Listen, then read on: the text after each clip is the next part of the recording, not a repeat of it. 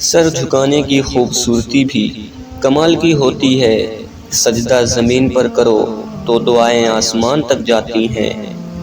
بستر کی بات آئے تو کوئی ذات بھی نہیں دیکھتا، نکاح کی بات آئے تو نسلیں یاد آ جاتی ہیں۔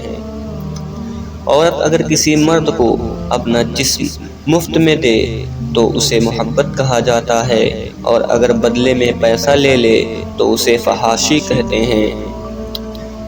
اسلام ہمیں پسند کی شادی کی اجازت دیتا ہے، لیکن اسلام بھاگ کر اپنے والدین کی عزت کا جنازہ نکال کر شادی کرنے کی اجازت بالکل نہیں دیتا۔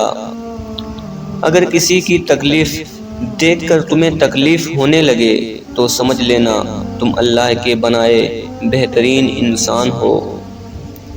کسی کے منہ پر بے عزتی کرنا اسے قتل کر دینے کے برابر ہے۔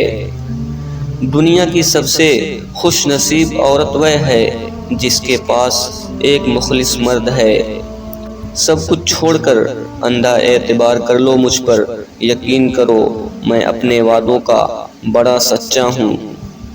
اکیلے ہونے کی سب سے اچھی بات یہ ہے کہ جب آپ پریشان ہوں، آپ اداس ہوں، آپ کو سننے والا صرف آپ کا اللہ ہوتا ہے۔ احساس کے رشتے دستک کے محتاج نہیں ہوتے، یہ تو خوشبو کی طرح ہوتے ہیں جو بند دروازوں سے بھی گزر جاتے ہیں۔ گزری ہوئی زندگی کو کبھی یاد نہ کر، تقدیر میں جو نہیں لکھا اس کی فریاد نہ کر، جو ہوگا وہ ہو کر ہی رہے گا، تو کل کی فکر میں آج کی ہنسی برباد نہ کر۔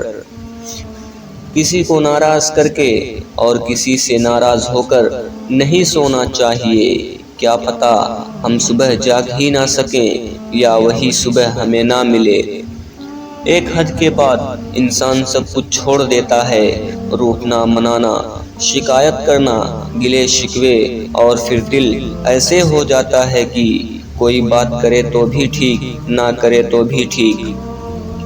زندگی میں آدھا دکھ غلط لوگوں سے امید رکھنے سے آتا ہے، اور باقی کا آدھا دکھ سچے لوگوں پر شک کرنے سے آتا ہے۔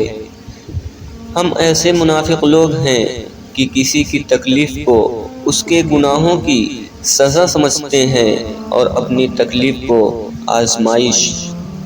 برا انسان کسی میں بھی اچھائی نہیں دیکھتا، کیونکہ اچھائی کو وہ صرف اپنی جاگیر سمجھتا ہے۔